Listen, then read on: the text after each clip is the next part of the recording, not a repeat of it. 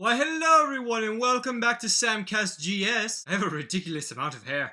I'm recording this on my laptop in my room. This is my room, by the way. Partially my room. So a lot of people, well maybe not a lot of people, but the people who usually tune into my videos are probably wondering why I didn't make a video yesterday. I have an excellent reason for that, and that is a story I'm going to share with you. So I was sitting down to make the video. I had my hand on the capture button, and then there was a knock at the door. So I got up and I went to answer the door. And the postman was there and he was holding a package and he said, "Are you Samuel?"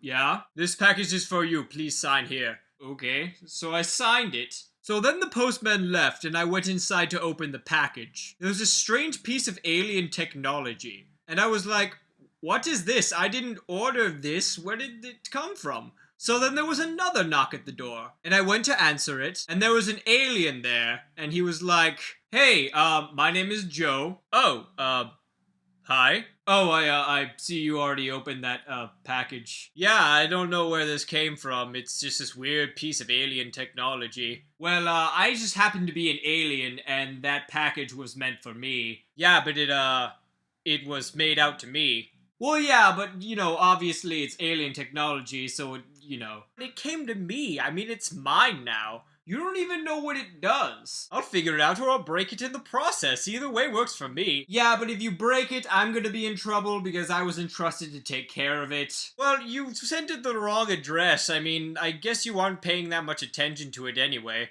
And he was like, "Fine," and then he left. So I went back to make my video, and as I'm sitting down, suddenly Joe comes blasting through the door with an alien gun. And I'm like, "Dude, that's my door." "Yeah, but you wouldn't give me the package, you kind of brought this on yourself." So then he's shooting at me, and he's trying to kill me because I won't give him this little piece of alien technology. He has me cornered in my room, and right as he's about to shoot me, a giant rabid polar bear comes crashing through my window, and Joe was like, "Ah!" and then he teleported away. And I'm looking at this polar bear like, "God, don't kill me." "I'm a polar bear." "Well, yeah, I can see that, but why are you breaking through my window?" "I came from Antarctica." "But polar bears aren't even supposed to live in Antarctica. Why were you in Antarctica?" "Because I have rabies and only rabid polar bears live in Antarctica. You should have known that. That's common knowledge." "Really? Because I couldn't tell you were rabid." "Can't you see the foam coming from my mouth?" "Well, not really, because you're all white. I mean, that's how you stay invisible in tundra, remember?" "Oh, yeah. Well,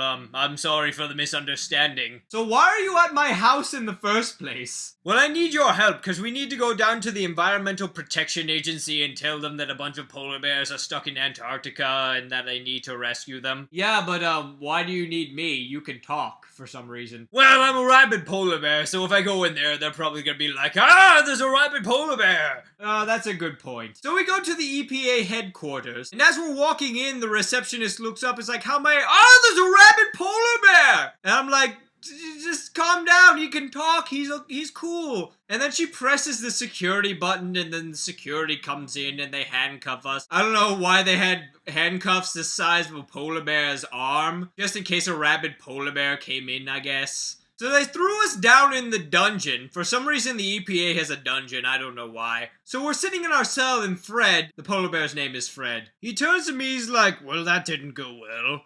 And then we hear a harmonica playing, and we look in the cell next to us, and there's a Velociraptor sitting in the cell next to us, and he's playing a harmonica, and we're like, "Dude, you're pretty good at that." "Why, thank you. I practice all the time." "So what are you in here for?" "Well, I'm a talking Velociraptor, and I came here for help," and they looked up and they were like, "Ah, it's a talking Velociraptor!" and they threw me down in the dungeon. Hey, what a coincidence. I was here with my friend Fred, and he came in, and they were like, "Ah, it's a rabid polar bear!" and then they threw us down in the dungeon. But it seems we have a lot in common now, don't we? I guess we do. Want to break out of here? My thoughts exactly. So me, Fred, and Steve, the Velociraptor's name is Steve, we devised a plan to break out of our cells, and it's a complicated plan, so I'm not going to go through the whole thing. So we break out of our cells, and suddenly security comes in and they've got guns pointed at us, and we're like, "Steve, do something!" "Like what?" "Well, kill them, eat them, do something." "I'm a vegetarian." "Why are you a vegetarian?" "You know what, it's a very important life decision. I would appreciate it if you respected that." "Okay, I'm sorry, but we don't have anybody to deal with these guys. I'm not going to kill them because I don't want a murder rep on my hands. Fred's not going to do it because he doesn't want to give his species a bad name. So we're sitting there, we've got guns pointed at us. Suddenly a ninja breaks through the wall and kills all the guards for us, and then he's like, I heard you guys were in trouble.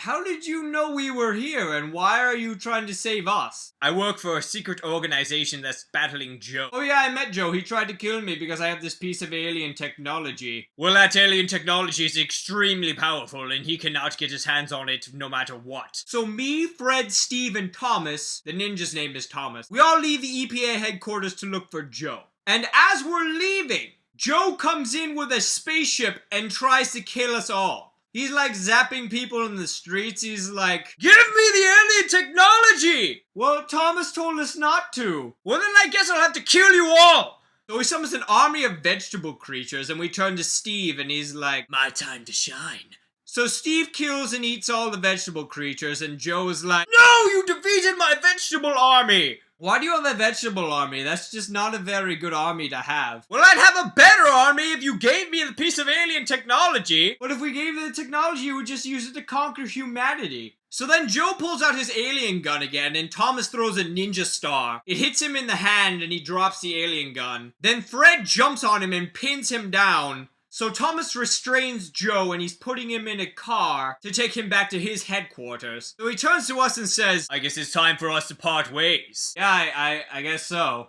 So Thomas leaves, and then it's just me, Fred, and Steve. So I looked at Fred and I said, sorry I couldn't help you out, man.